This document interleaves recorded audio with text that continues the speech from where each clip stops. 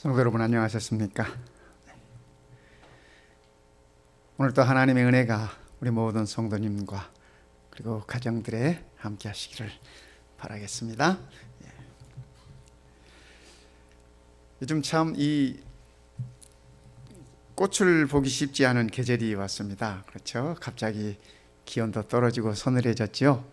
이럴 때 우리 성도님들 건강 유의하시고 또 더욱더 건강한 생활을 그렇게 유지할 수 있으면 좋겠습니다. 이 꽃을 보면 사람이 참 마음이 여유가 생기고 포근해지고 또 신비롭기도 하고 아주 여러 가지 아름다운 감성들이 생겨나긴 합니다. 얼마 전에 연세가 많으신 한 선배 목사님께서 그렇게 말씀하세요. 이 꽃 얘기를 하다가 그 목사님께서 하시는 말씀이 젊음이 꽃이야. 젊은 사람들을 보면 다 꽃으로 꽃보다 더 아름답게 보여져 그러시더라고요. 그런 것 같습니다. 이 꽃이 참 아름답죠. 우리 모든 성도님들이 이 꽃처럼 환하게 이렇게 웃으면서 생활할 수 있으면 참 좋겠습니다. 참 하나님의 손끝이 느껴지는 아름다운 모습들 아니겠습니까? 이 꽃을 보니까 향기가 이렇게 느껴지는 것 같습니다. 이 꽃 아시죠? 봄을 알리는 히아신스라는 꽃인데 향기가 아주 좋은 꽃인데 사진만 봐도 그 향기가 느껴지는 것 같습니다. 근데 저는 오늘 이 꽃들을 얘기하려고 하는 건 아니고 이 꽃은 우리는 안개꽃이라고 부르는 꽃입니다. 우리는 이 꽃을 안개꽃이라고 부르는데 미국 사람들은 이 꽃을 베이비스 브레스라고 그렇게 부르더라고요. 그러니까 미국 분들의 그 꽃 이름이 더 예쁜 것 같습니다. 이 꽃을 보면서 아이의 호흡이다, 아이의 숨소리다. 아마 이 꽃을 보면서 그런 게 느껴지는지 어쨌든 베이비스 브레스라고 미국 사람들은 불러요. 근데 이 꽃은 이 꽃만 있어 가지고는 별로 이렇게 그닥 그 아름다움이 느껴지지 않는 꽃입니다. 또 이 꽃은, 이 안개꽃은 향기도 없어요. 여러분이 이렇게 맡아보셨는지 모르겠는데 이렇게 꽃을 코에 대보면 향기도 있지 않고 화려하지도 않고 아무튼 뭐 이런 꽃이에요. 그런데 이 꽃이 다른 꽃과 함께 있으면 참 빛이 납니다. 이 꽃도 이렇게 보면 장미를 더 돋보이게 해주는 꽃이 밑에 있는 이 안개꽃입니다. 그렇죠? 그래서 다른 꽃과 함께 할 때 이 꽃은 그 진가를 발휘합니다. 그리고 다른 꽃을 더 아름답게 해줍니다. 우리가 잘 아는 수녀님 가운데 이혜인이라는 수녀님이 계시는데 그분이 글을 참 잘 쓰시는 분이에요. 영감적인 글도 쓰시고 아주 감성적인 그러한 글도 잘 쓰시는 분인데 그분이 이 꽃에 관해서 이렇게 쓰셨어요. 혼자서는 웃는 것도 부끄러운 한 점 안개꽃. 이 안개꽃은 혼자 웃는 것도 부끄러워요. 한데 어우러져야 비로소 빛이 되고 소리가 되는가. 장미나 카네이션을 조용히 받쳐주는 기쁨의 별 무더기. 남을 위하여 자신의 목마름은 숨길 줄도 아는 하얀 겸손이여. 우리 이혜인 시녀님이 그런 글을 남기셨어요. 이분은 이 안개꽃의 작은 모습 하나하나를 별로 표현했어요. 별로. 비록 아름다움은 덜하고 향기는 없고 하지만은 다른 꽃을 돋보이게 해주는 그러한 꽃으로서 남을 위하여 자신의 목마름은 숨길 줄 아는 겸손한 하얀 꽃이라고 그가 그렇게 표현을 했습니다. 저는 오늘 설교 제목을 조연이라고 붙여봤습니다. 이 세상은 주연하기를 다 좋아하는 세상입니다. 그런데 조연이 없으면 주연이 빛을 내지 못해요. 우리가 영화나 드라마나 뭐 이런 것들을 보면은 조연은 이름도 크게 그리고 사진과 함께 얼굴과 함께 이렇게 나타납니다.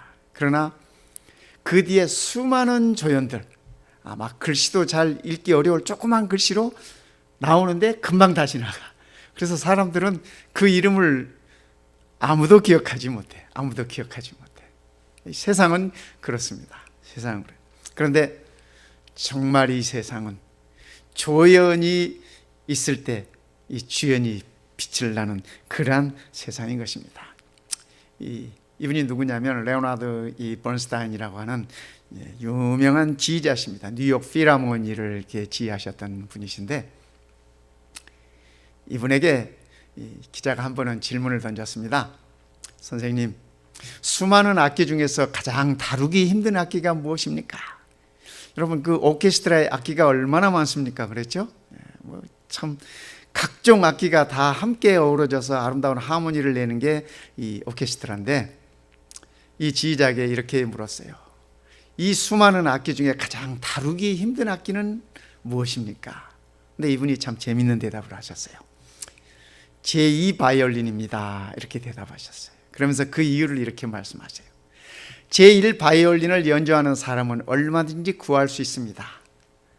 그러나 제2 바이올린을 연주하는 사람은 참으로 구하기 어렵습니다.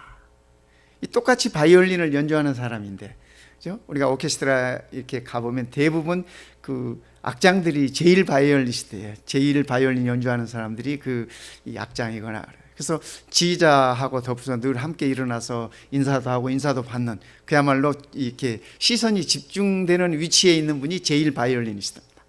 그런데 어떤 악기가 가장 다루기 힘듭니까? 라고 하는 그 질문에 이 번스타인은 제2 바이올린을 연주하는 사람을 얘기하고 있습니다. 그러니까 악기를 얘기하는 것이 아니라 그 사람을 얘기하고 있는 모습을 우리가 봅니다. 그래서 많은 사람들이 주목받기 원하고 주연으로, 그죠? 주연으로 서기는 원하지만은 조연으로, 제2 바이올린처럼 조연으로 이렇게 서는 건 원치 않는다. 그래서 구하기가 어렵다는 것입니다. 제1 연주자는 많이 있지만 그와 함께 아름다운 화음을 이루어줄 제2 연주자는 너무나 적습니다. 만약 아무도 제2 연주자가 되기를 원치 않는다면 음악이란 영원히 불가능합니다. 그분이 이렇게 말씀을 하셨어요. 네. 저는 오늘 하나님의 말씀을 보면서 이 조연 중에 한 사람을 여러분들께 소개하고자 합니다. 우리 성도님들과 더불어서 이분에 관해서 한번 생각해 보고 싶습니다. 그분은 자기 스스로 표현하기를 나는 아브라함의 종입니다. 이렇게 표현한 사람. 이분의 이름이 엘리에셀입니다. 그런데 성경에 이분의 이름이 단 한 번 창세기 15장 2절에 언급돼요. 단 한 번 언급돼요. 대부분의 이분에 대한 기록들은 이름 없이 언급되고 있습니다. 이 아브라함의 행적 가운데 이렇게 이름 없이 언급이 되고 있는데, 그는 자기 자신을 아브라함의 종이라고 표현합니다. 그래서 아브라함을 빛나게 해주는 분으로서 그는 한평생을 이렇게 사신 것 같습니다.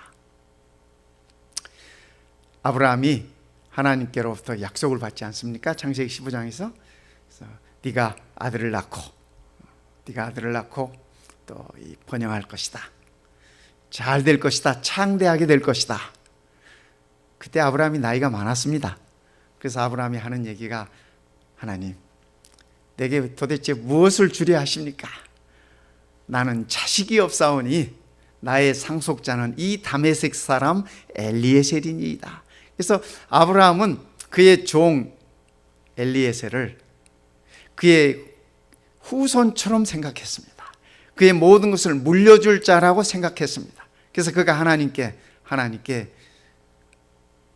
내가 물려줄 것은 이 엘리에셀 뿐입니다 라고 얘기를 하고 있는 것입니다. 그렇게 이 엘리에셀은 아브라함에게 얼마나 큰 신뢰를 받았는지 우리가 이 말씀 속에서 볼 수 있습니다. 엘리에셀에 관해서 한번 이 아브라함의 종에 관해서 말씀을 살펴보겠습니다. 그는 하나님을 경외하는 종이었습니다. 아마 그가 이 다메섹 사람이기 때문에 그렇죠? 그가 이 하나님을 어디서 배웠겠습니까? 아브라함에게서 그가 이 하나님을 배운 것 아니겠습니까? 아브라함과 함께하면서 그의 삶으로 보여지는 여호와 하나님을 그가 배운 것입니다. 그래서 그도 또한 하나님을 경외하는 종이 되었습니다. 창세기 24장 12절에 그가 이르되 우리 주인 아브라함의 하나님 여호와여 원하건대, 이 나의 하나님이여 이렇게 표현하지 않고 우리 주인 아브라함의 하나님 여호와여, 그러니까 그가 삶을 통해서 아브라함이 그의 하나님 여호와와 더불어서 얼마나 가까이 얼마나 친밀하게 함께 동행했는지를 그가 현장에서 보고 배웠습니다. 그래서 그도 그 하나님께 기도하는 것입니다. 원하건대 오늘 나에게 순조롭게 만나사 내 주인 아브라함에게 은혜를 베푸시옵소서. 지금 이 종이 하나님께 드리는 기도는 무슨 상황이냐면, 아브라함이 아들을 얻었지 않습니까? 늦게 아들을 얻었습니다.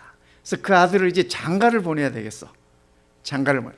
물론 이 종이 아브라함이 모리아 산에서 이삭을 드리기 위해서 데리고 갔던 그 모든 사건들을 다 보고 현장에서 느꼈습니다. 배웠습니다. 그런데 그 아들이 이제 장성해서 장가를 보내야 될 텐데, 주인 아브라함이 이 종을 불러서 하는 말이, 너가 내 고향에 가서 내 아들의 신부감을 찾아와라. 참 중차대한 이 사명을 그에게 맡깁니다. 먼 길을 떠나는 아브라함이 살고 있던 가나안에서 그의 고향까지는 약 800km, 우리가 사용하는 마일로 계산하면 500마일 정도 되는 거리입니다. 그런데 이 당시에 차가 있을 때도 아니에요. 그죠? 낙타 타고 다니던 때입니다. 500마일을 낙타를 타고 이렇게 걸어가야 한다면 얼마나 걸릴까요? 그죠? 아마 몇 달은 걸릴 것 같아요. 몇 달은 걸릴. 그 먼 길을 떠나는 것입니다. 주인의 말 한마디에, 그죠? 주인의 말 한마디에 듣고 이 종은 지체하지 아니하고 챙겨서 떠납니다. 떠나면서 그가 하나님께 드린 기도예요.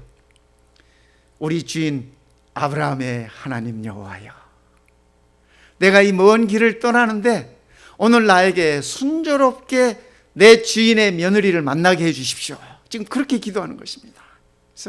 그래서 주인의 며느리감을 만나는 것이 내 주인 아브라함에게 베풀어지는 하나님의 은혜라고 하는 사실을 이 종은 알고 있어요. 그래서 그가 하나님께 이렇게 기도했어요. 이렇게. 참 얼마나 아름다운 종입니까? 그렇죠? 얼마나 하나님을 그가 경외했는지 우리는 이 한 절에서 모든 것을 다 느낄 수 있습니다. 오늘 우리도, 그렇죠? 오늘 우리도 어떤 것들이 우리들에게 주어지고 맡겨졌을 때 이 종의 마음으로 하나님을 경외하는 마음으로 임하면 참으로 좋겠습니다. 여러분이 잘 아시잖아요, 그죠? 그 기도가 계속됩니다. 이제 그곳에 이제 거의 도착해서 이 종이 하나님께 기도를 이제 또 합니다. 성중에 사람의 딸들이 물 기르러 나오겠사오니, 아마 이 엘리에셀 종이 그 아브라함의 고향에 도착해서 우물가에서 이제 낙타도 목이 마를 테고 본인도 목이 마르고, 그래서 우물가에 앉아서, 어쩌면 우물가에 앉아서 이 기도를 드린 것이 아닐까, 그런 생각을 해봅니다.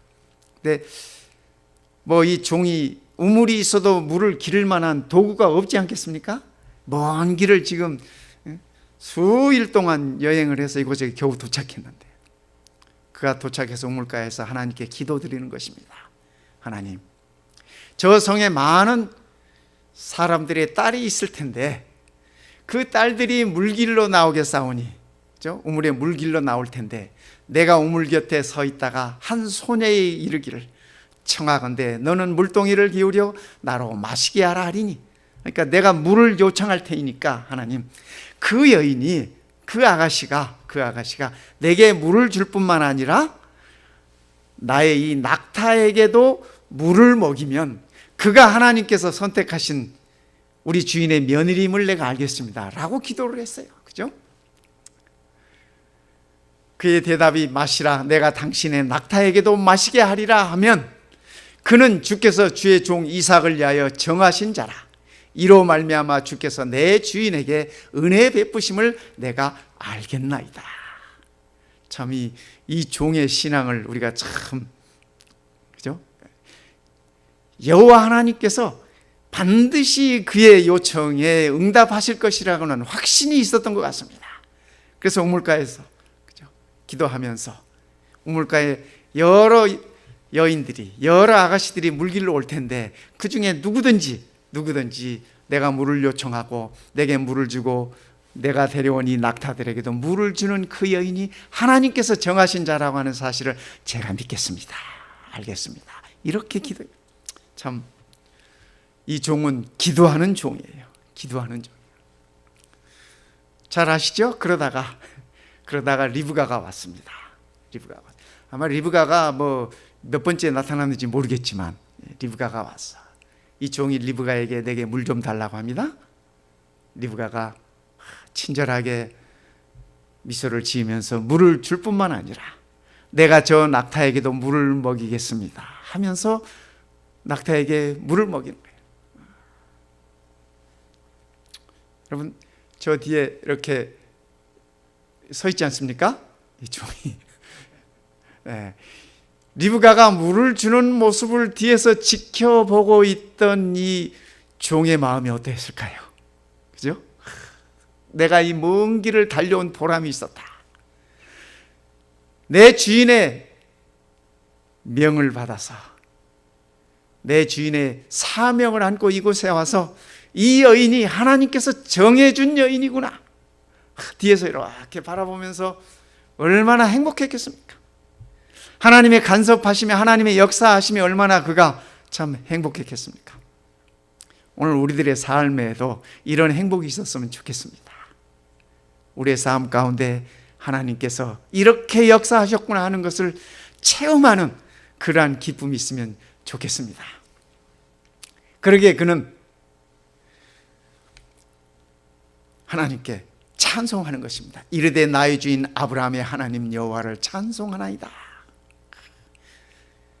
이 종이 리브가를 만나고 난 다음에 하나님께 찬송해. 나의 주인에게 주의 사랑과 성실을 그치지 아니하였사오며 여호와께서 길에서 나를 인도하사 내 주인의 동생 집에 이르게 하셨나이다 하니라.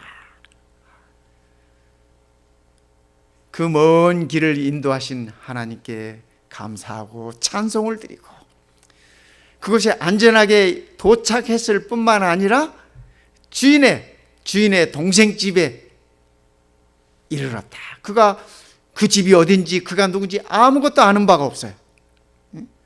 아브라함이 그에게 주소를 준 것도 아니고 요즘처럼 주소가 있어서 그저 하나님 믿고 주인의 명령 따라서 그 먼 길을 나왔는데 참 하나님의 은혜로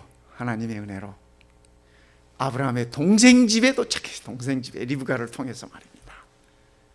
그래서 그가 하나님을 찬양하는 것입니다. 하나님을 찬양.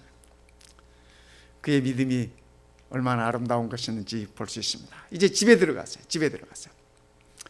24장 52절에 아브라함의 종이 그들의 말을 듣고, 여기 나오는 그들이라고 하는 것은 그죠? 리브가의 부모님입니다. 그들의 말을 듣고 땅에 엎드려 여호와께 절하고, 리브가의 부모님과의 대화를 통해서 이 종이 아브라함이 자기를 보냈고 무슨 목적으로 이곳에 왔고 자기가 어떻게 하나님께 기도드렸고 그래서 그 응답이 어떻게 이루어졌고 그 대상이 내 주인의 며느리감이 당신의 딸 리브가입니다 라고 얘기를 하고 있습니다. 그 모든 얘기를 다 듣고 그들의 말을 듣고, 그죠? 리브가의 부모들이 그 말을 다 듣고 허락했습니다. 허락했어요. 그때 이 종이 제일 먼저 한 것이 그 부모에게 감사하다는 말을 전하는 것이 아니라 땅에 엎드려 여호와께 절하고 여호와께 경배하고. 그래서 이 아브라함의 종이 하나님을 경외하는 자였음을 우리는 면면히 그 모습을 살펴볼 수 있습니다. 두 번째, 그는 참 지혜롭고 겸손한 종이었습니다. 정말 지혜로운 종이었습니다. 그가 하나님께 기도할 때 그렇게 기도하지 않았습니까?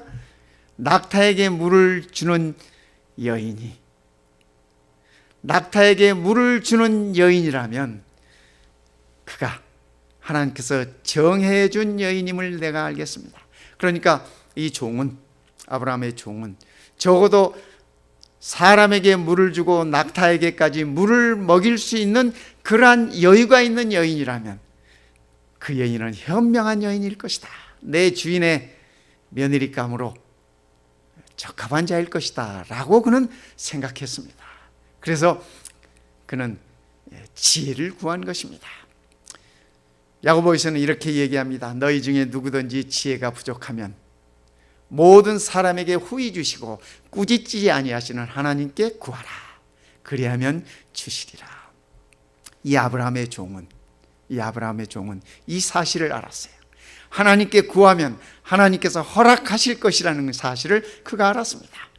그래서 하나님께 지혜를 구하고 그 지혜를 통해서 주인의 며느리를 잘 이렇게 맞이할 수 있었습니다. 얼마나 훌륭한, 얼마나 지혜롭고 얼마나 겸손한 종입니까? 아브라함이 이르되 주 여호와여 무엇을 내게 주시야 하나이까? 나는 자식이 없사오니 나의 상속자는 이 다메섹 사람 엘리에셀이니라. 성도 여러분, 내가 상속을 받게 돼 있어요. 그죠? 우리 주인이 엄청 부자야. 아브라함이 당대 부자였지 않습니까? 엄청 부자인데 아브라함의 생각에 내 상속자는 이 엘리에셀이라고 얘기했고 하나님께도 얘기했고, 아브라함이 하나님께 얘기했으면 그 엘리에셀 그 종에게는 그런 언급을 안 줬을까요? 그죠? 뭐 직접 말을 혹시 안 했을지 몰라도 분위기로 다 느끼고 있는 거야. 아브라함이 하나님께 이 모든 것들을, 그죠? 얘기할 정도면 분위기로 다 알고 있어. 엘리에셀이 내가 참 평생 우리 주인을 섬긴 보람이 있었구나. 이 주인이 나를 상속자로 생각하고 있구나. 그런 상황이었어. 그런데 어느 날 주인에게 아들이 생겼어. 내가 상속받을 줄 알았던 모든 것들이 하루아침에 날아가게 생겼어요. 그렇지 않습니까?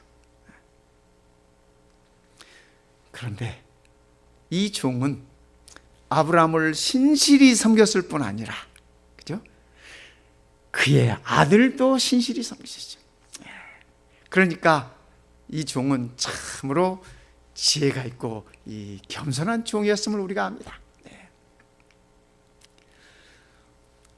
뿐만 아니라 이 엘리에셀은 충성된 종이었습니다. 끝까지 충성된 종이었습니다.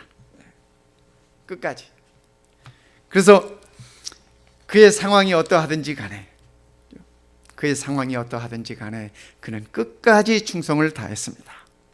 비록 그의 상속받을 것들이 날아가 버린다 할지라도 그는 끝까지 주인을 섬겼습니다. 주인을 섬길 뿐만 아니라 그의 아들 또한 끝까지 섬겼습니다. 그의 며느리도, 그죠? 며느리를 구하는 일에도 그가 모든 충성을 다했던 것을 우리는 알 수 있습니다. 그래서 이 엘리에셀은 끝까지 그의 주인에게 충성을 다하는 그러한 종이었음을 우리가 압니다. 아브라함이 네가 가서 며느리를 데려오라 할 때, 찾아오라 할 때 이 종은 지체하지 아니하고 금방 다 준비해서 바로 떠났습니다.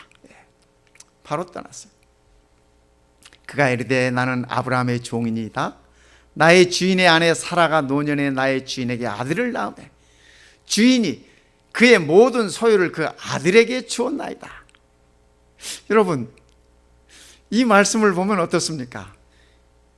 아브라함이 나의 상속자는 이 엘리에셀입니다 라고 얘기를 했지 않습니까?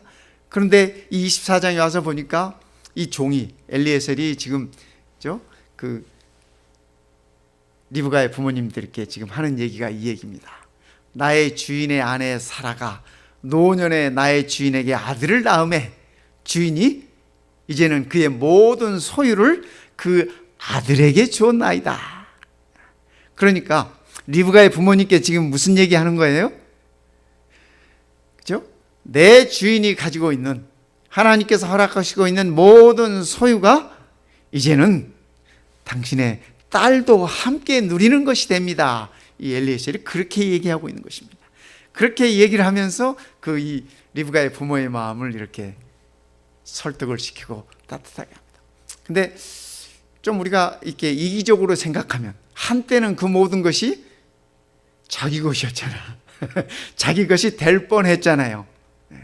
그런데 그러한 것보다도 주인에게 끝까지 충성을 다하는 이 엘리에셀의 모습을 우리는 여기서 보는 것입니다. 아브라함이 떠나라고 할 때 즉시 아마 엘리에셀 종 혼자 떠나지 않았을 것입니다. 그 먼 길을 떠나면서, 그죠? 그 먼 길을 떠나는 것이기 때문에. 그래서 이렇게 챙겨가지고 그 먼 길을 주인의 명령을 듣자마자 떠났던 이 종입니다. 이 종의 모습을 또 우리가 살펴볼 수 있는 모습이, 그 앞에 음식을 베푸니 그 사람이 이르되 내가 내 일을 진술하기 전에는 먹지 아니하겠나이다. 라반이 이르되 말하소서. 이제는 이 종 엘리에셀이 그 라반이 집에 손님이 왔으니까 음식을 쫙 베풀어 놨습니다. 이 아브라함 집안의 전통이에요. 그죠?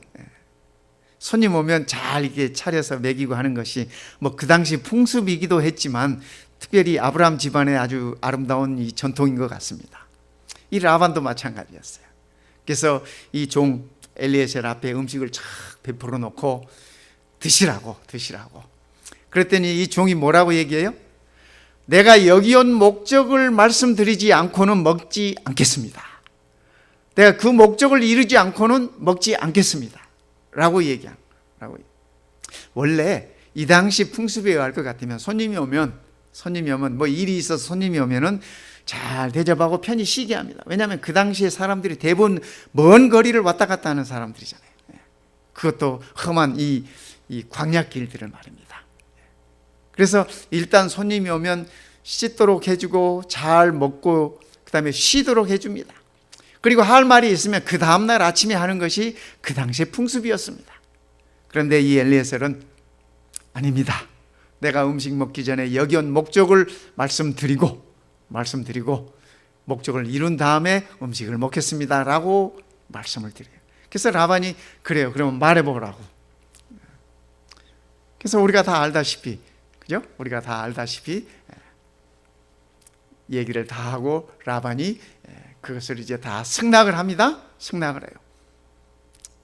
그랬더니 이제 엘리에셀이 음식을 먹고 이제 이렇게 했습니다. 그 다음에 이제 모든 걸 다 허락을 받은 다음에 55절에 리브가의 오라버니와 그의 어머니가 이르되 이 아이로 하여금 며칠 또는 열흘 우리와 함께 머물게 하라. 그 후에 그가 갈 것이니라. 그러니까 이 딸을 시집 보내는, 뭐 옆집에다 시집 보내는 것도 아니고, 그죠? 적어도 500마일이야. 요즘도 500마일은 먼 길입니다. 그렇지 않습니까? 500마일은 먼 길이야.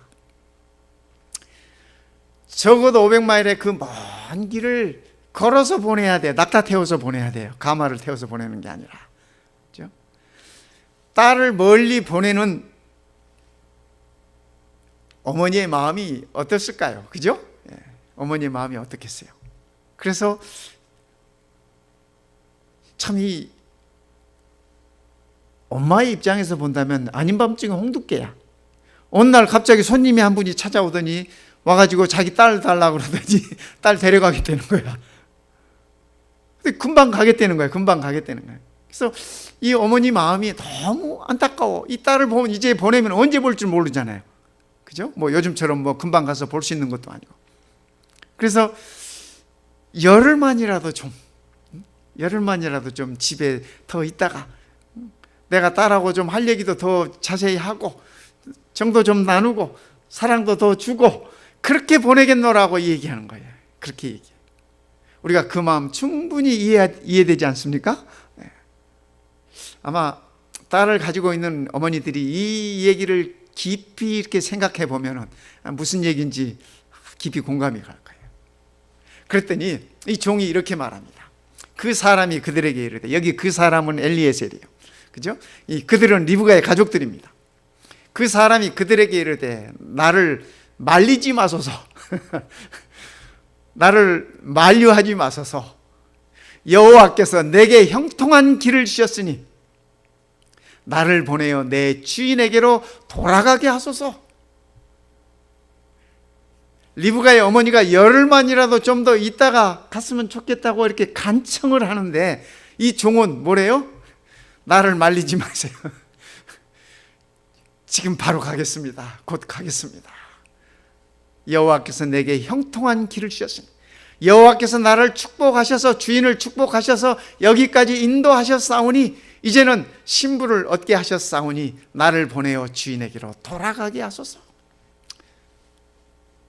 그가 그 주인을 얼마나 생각하고 그 주인에게 얼마나 충성을 했는지 우리는 이 모습에서 참 그의 아름다운 모습을 볼 수 있습니다. 시카고에 있는 그 윌로우 크랙이라는 교회가 있어요. 거기 빌 하이웰스 목사님, 지금은 은퇴하셨는데 이분이 쓴 여러 가지 책 가운데 이런 책이 있습니다. 아무도 보는 이 없을 때 당신은 누구십니까? Who you are when no one is looking 라는 그분의 책이 있어요. 네, 어떻습니까? 오늘 우리들에게 던져보는 질문이에요. 그죠? 아무도 나를 보고 있지 않을 때 그때 나는 누구인가?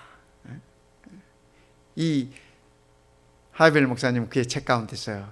아무도 보지 않을 때 나는 그리스도인인가? 진짜 그리스도인은 아무도 보지 않을 때 그리스도인이야 진짜 그리스도인이라는 얘기를 그는 하고 계시는 것이에요. 그죠? 아무도 보지 않을 때 과연 나는 충성하는 자인가? 하나님께. 그렇죠? 네. 아무도 보지 않을 때 나는 누구인가? 오늘 우리도 한번 생각해 보면 좋겠습니다. 아브라함의 종 엘리에셀은 누가 보던 보지 않던 그가 어디에 있든지 간에 끝까지 충성하는 주인의 종이었음에 틀림이 없습니다. 엘리에셀의 행적을 살펴보니까 그죠? 그는 주인의 소유를 맡아 관리했던 사람입니다. 또 상속자로 역임을 받았던 사람입니다. 뿐만 아니라 주인 아들의 아내 선택권까지 그가 받은 사람이었습니다. 그죠? 네. 그리고 주인의 아들을 맡게 되었어요. 끝까지. 이 엘리에셀이 이삭의 아내를 찾으러 갈 때가 그가 이 나이가 많아서 성경 그를 늙은 종이라고 이렇게 기록하고 있지 않습니까? 그러나 그의 아들 이삭과 더불어서 얼마나 오래 살았는지 우리가 모르지만은 그러나 제가 보기에는 엘리에셀에게 있어서 가장 큰 축복은 주인의 아들의 삶까지 그가 함께 했다고 하는 것이 가장 큰 축복이 아니었을까 저는 그렇게 생각합니다. 아브라함과 더불어서 함께 지내왔던 많은 시간들, 또 함께 여호와를 경외하며 여호와를 배우고 여호와를 알고 누렸던 그 모든 영적인 축복들 뿐 아니라 주인이 낳은 아들을 성장하는 모습을 보면서 그 아들이 가지고 있는 누리는 모든 것들을 곁에서 함께 할 수 있었던 그것이 엘리에셀에게 있어서 가장 큰 축복이 아니었을까 그렇게 생각합니다.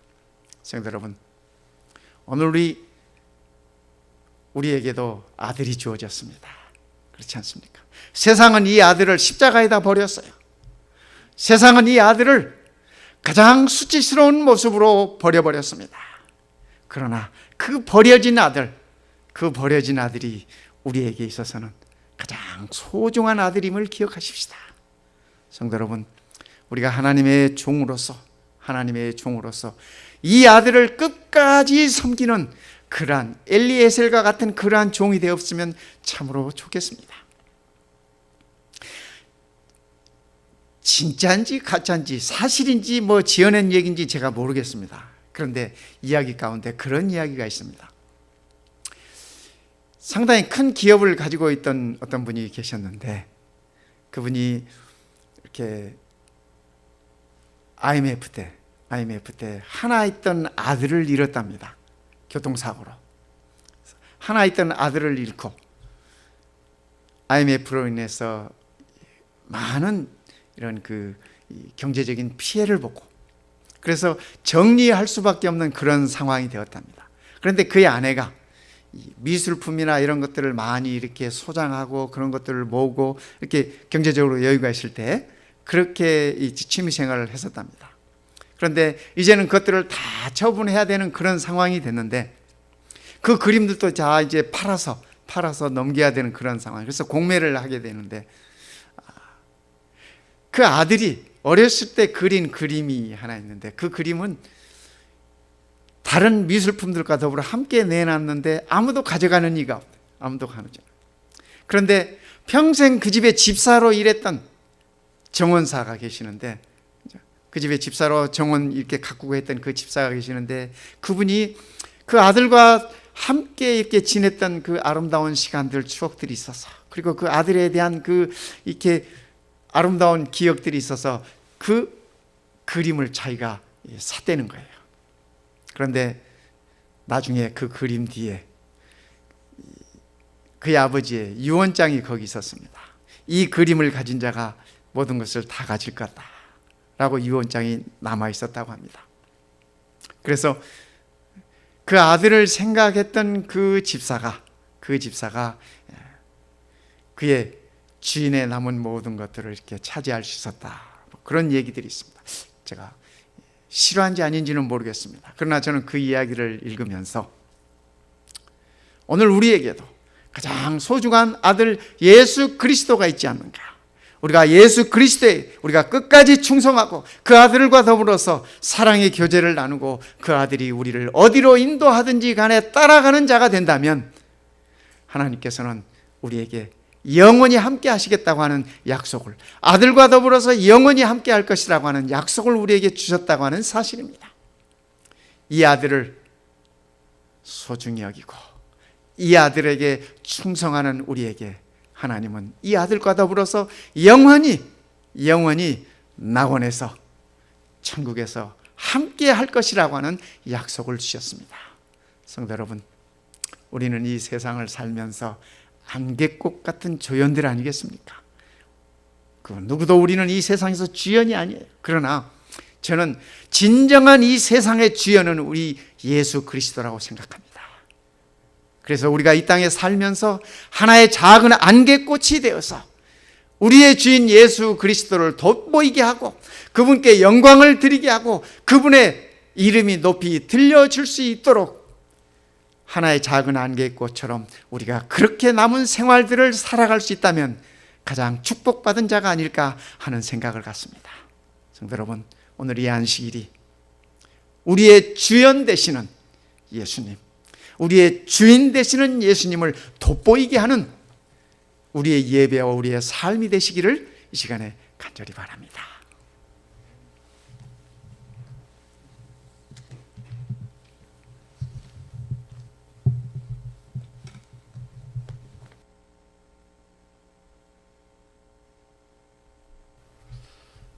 네, 마지막 찬미 593장 내가 말하면 그 길을 나가서 부르시겠습니다.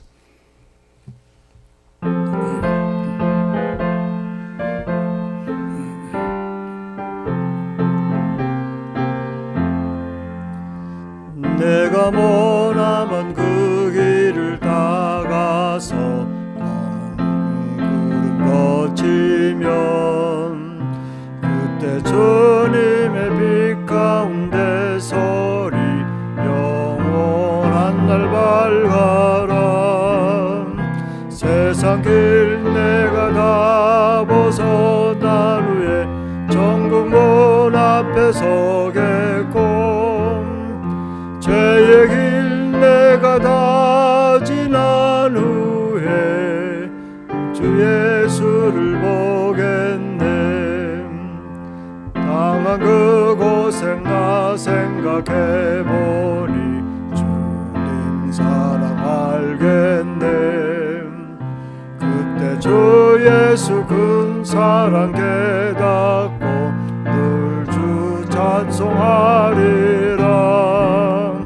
세상 길 내가 다 벗어난 후에 정국문 앞에 서겠고 죄의 길 내가 다 지난 후에 주 예수를 보겠네. 나의 머나먼 항해를 마친 후 내 괴로움 끝나고 평안한 항구에 속히 이르러 나 주 얼굴 대하리.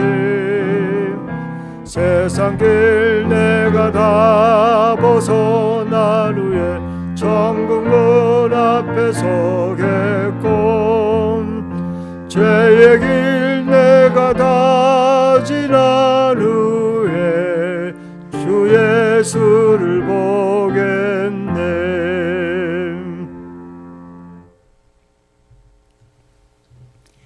이제는 우리 아버지의 사랑과 예수님의 은혜와 성령 하나님의 감동 감화하심이 우리 모든 성도들에게 함께 하옵시기를 우리의 주연 되시는 아들 예수 그리스도 이름으로 간절히 축원하옵나이다. 아멘.